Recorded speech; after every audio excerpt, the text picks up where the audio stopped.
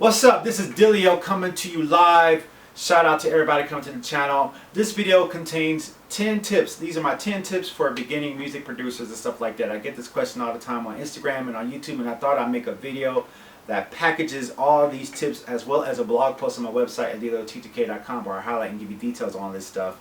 And so this is some stuff that you can use to help you, and even if you're advanced and you want to hear some tips, you're free to do that. So make sure you hit the subscribe button. Make sure you hit the notification bell, and we're going to dive right in with tip number 1.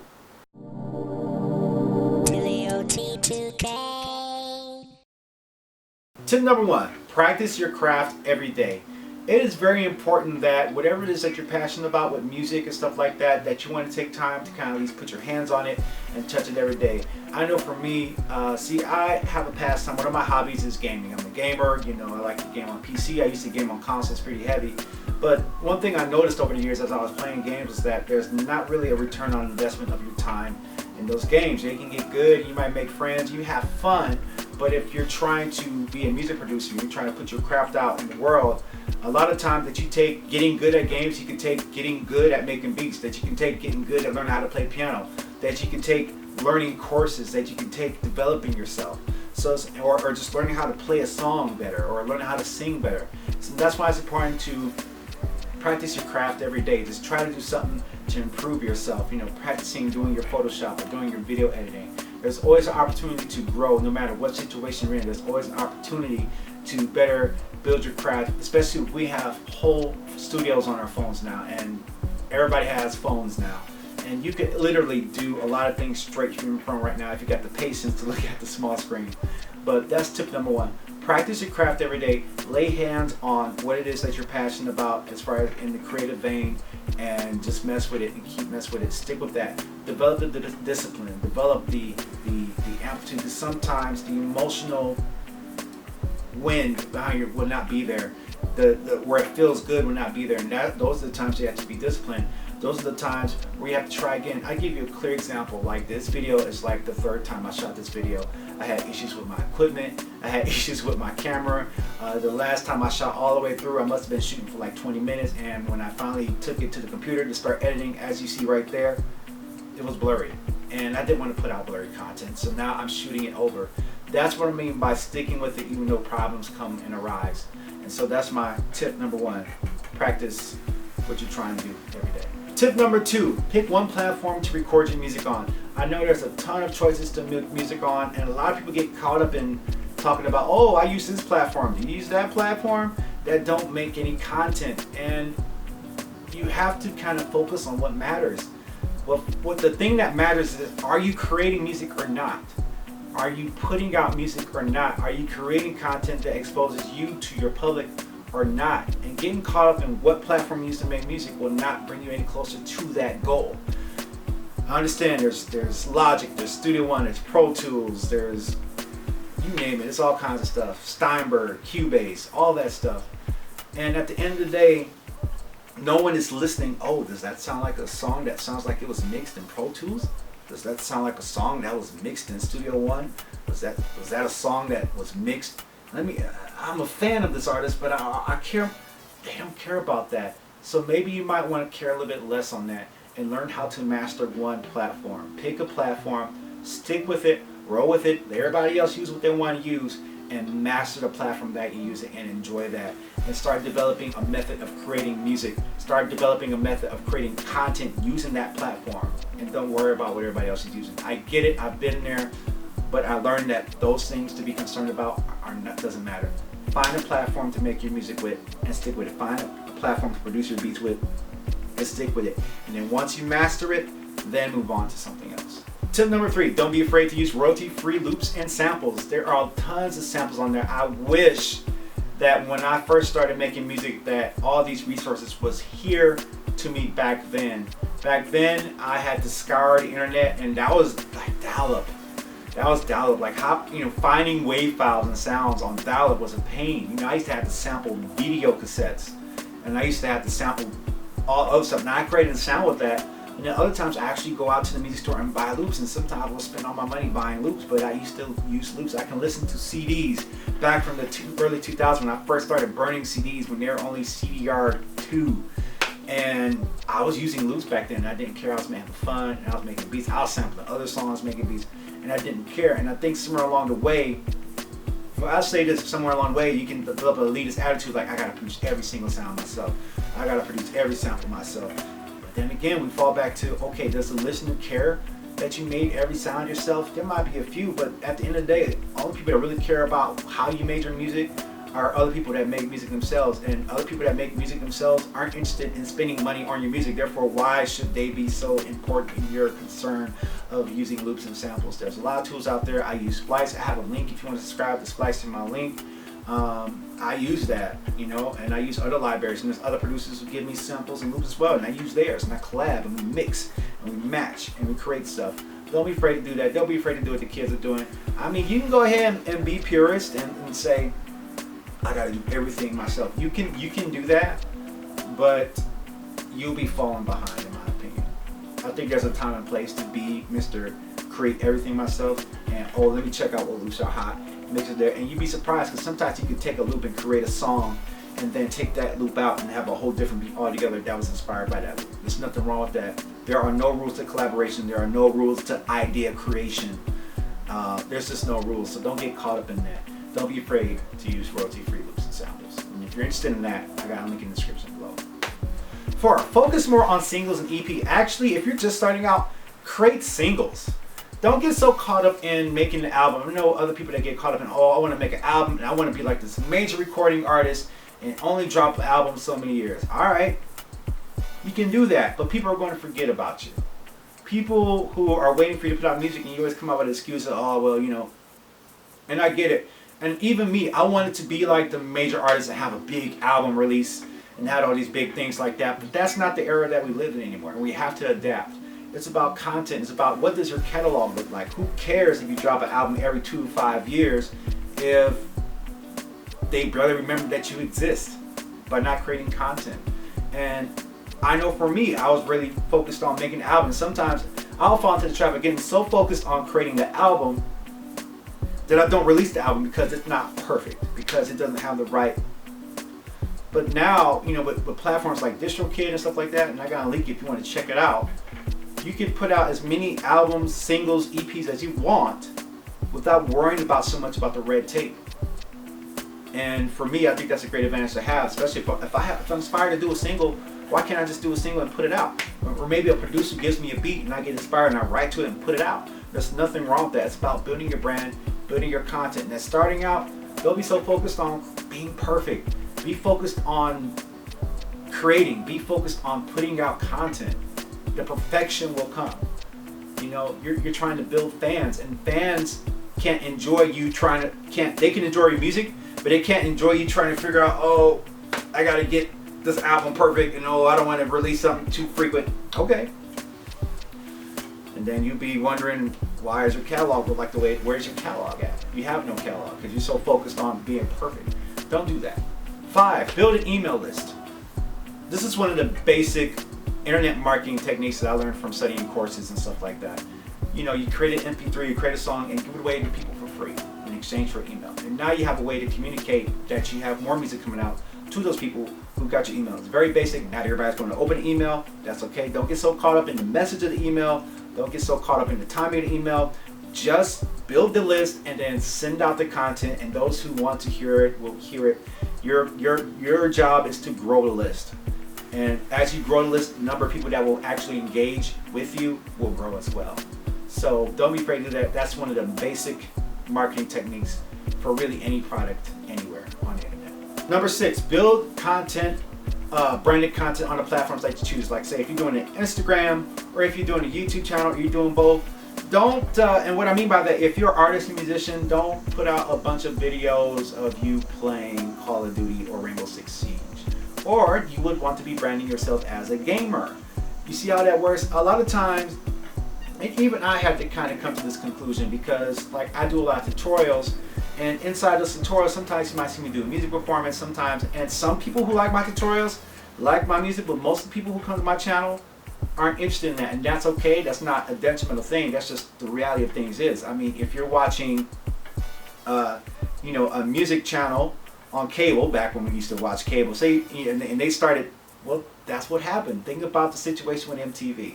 And nothing against them, but when I grew up, they were about music videos. I don't even know what they play now. They may still play music videos, but they played a lot more reality stuff.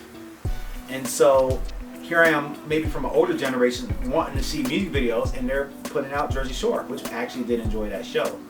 But the thing is that if your artist show people that, you know, and you may have a game, you might be excited to share that, but find other platforms to that. Same thing, Instagram.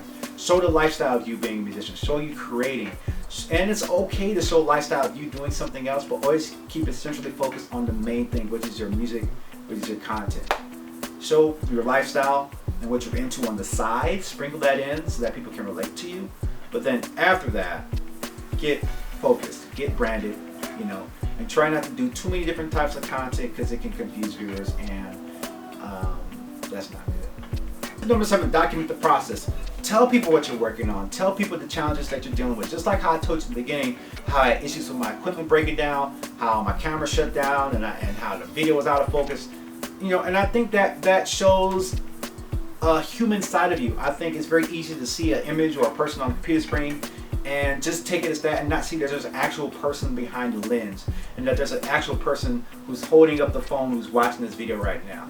And so don't be afraid to document the process and document what you're doing so that you can show people what you're doing, and then those who are interested will appreciate it more once you finally finish your project. So don't be afraid to do that. That's number 7. Tip number 8, develop an interest in self-development. Read audiobooks. Let me try that again.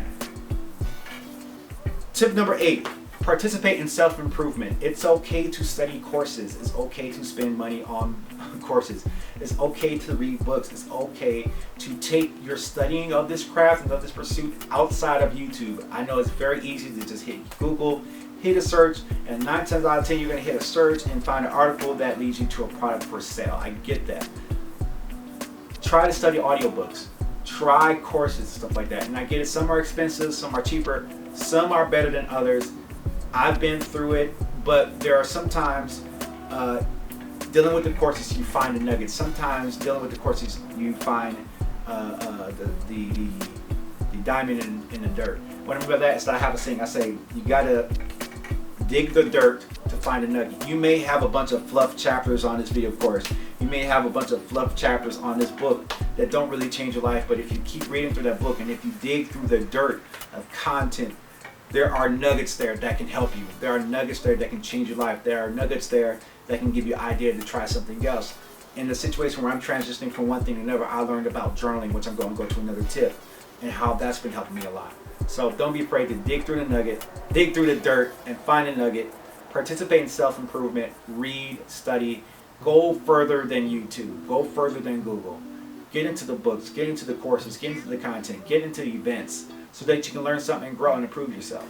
Even me, that's been doing this for a while, still participates in that. Never stop sharpening the iron. Never stop sharpening the iron. Tip number 9, don't be afraid to journal. Ooh, I'm sorry, I held up 6. There we go, 9. Don't be afraid to journal.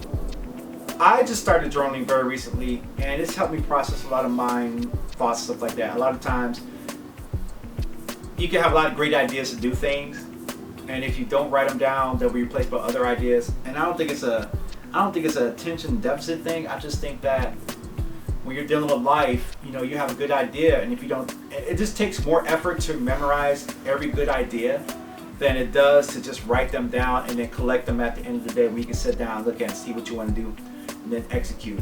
Journaling is good because you can document your successes and you can document your failures. And as you journal, as you build this content for your journal, you start to learn what your patterns are. And you start to learn, like, okay, this is where I messed up. This is where I made a mistake. This is how I can solve it. And you start to actually coach yourself.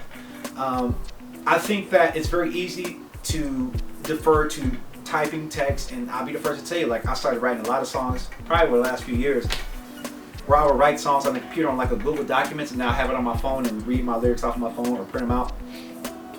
And I get that it's a good technique, it's cool, but sometimes it's changing methods can create records. What I mean by that, sometimes when you're using one platform and you mastered it, you might get bored on it, and it's time to flip to another platform. Same thing with creating songs and creating lyrics. It's okay to kind of use your phone. It's cool, it's cute, but don't be afraid to go back to the old-fashioned pen and paper and put your thoughts down. Journal your path. Journal your situation. Be honest. It's a lot easier to be honest in the journal than on social media. It's a lot easier to be honest to journal than to talk to people about your problems, because every person that you know, you kind of know what you talk to them about and what you can't talk to them about. This person may not be religious, so you can't talk about your faith to that person, even though it's an integral part of you. You may be able to talk to this person, but they may be a little too religious, so it's like, okay, I don't want you to throw the book at me right now. I'm trying to talk to you and be real. And then some people are balancing, you can tell them whatever you want. But oftentimes, there's a lot of extra work that goes involved in processing what you can say to people. There's a lot of work that goes involved in understanding that if you are dealing with a legitimate problem and you post it on social media and nobody responds to that, that can be detrimental. That can make you feel bad. It's like, wow, who cares about my music? Who cares about my content? You know, there's so much, sometimes it can feel like there's just so much pressure to put the right insightful thing on social media that everybody will hit the like button or hit the heart button. But when you journal, it's just you and you. And there's no filter. You can write as crazy or stupid or wacky stuff you ever want in that journal, and there's no judgment that's going to come your way, because it's you and your thoughts. And as you understand what your thoughts are, you're able to process them better and then come up with better ideas of how to deal with those thoughts. It helps you level your mood. It helps you push through tough times. It helps you understand where you're at, and then sometimes after you can look back at it and say, wow, I was dealing with that, or you can never look at it again. But the key is to get it out your system. If you got some things, you're going through some tough stuff, and you don't really want to talk about it on social media, and you kind of done talking to friends about it, write it down, journal it.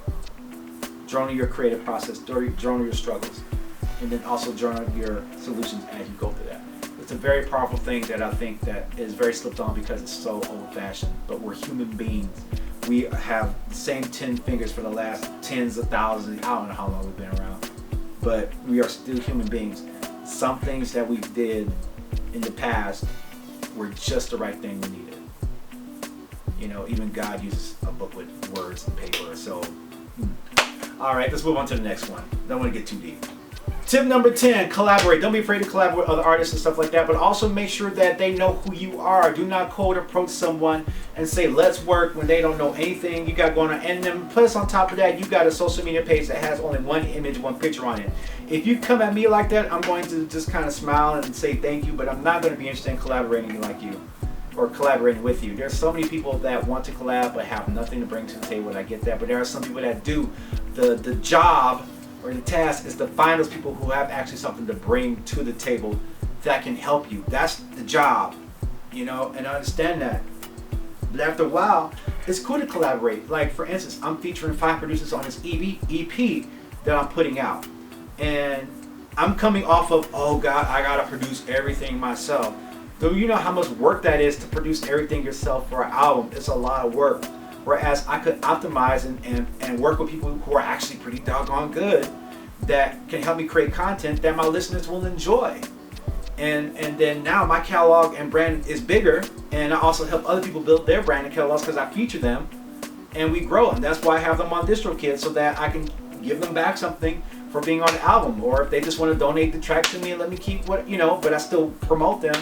That's what it's about. So don't be afraid to collab. Find the right way to collab. Don't cold approach people without a track record of your own. Don't cold approach people without a plan of collaboration, because 9 times out of 10, if someone cold approaches me for collaboration, that just means they want me to do all the work with no plan, and that's not all right. Okay, with that being said, this is my 10 tips for beginners. I hope this really helped you. If you like this, leave me know in the comments below. Leave a comment. Make sure you hit that subscribe button. Make sure you hit the bell button. And let me know if you like this type of content. Would you like to see more? What kind of content would you like to see? Leave the feedback in the comments. Participate. What's a good tip that you think beginners should follow? Leave that in the comments below. I'd like to hear what you have to say. All right? Also, check out my other content. I think I've covered all my bases so far. Thank you guys so much for coming to my YouTube channel. And I'll see you guys in the next video. Make sure you check out my website. I got this t-shirt there for sale. I got presets. I got samples. I got a lot of great stuff. And I'm going to be coming out with more great stuff later soon. All right, I'm done talking. Peace out. Stay out, y'all.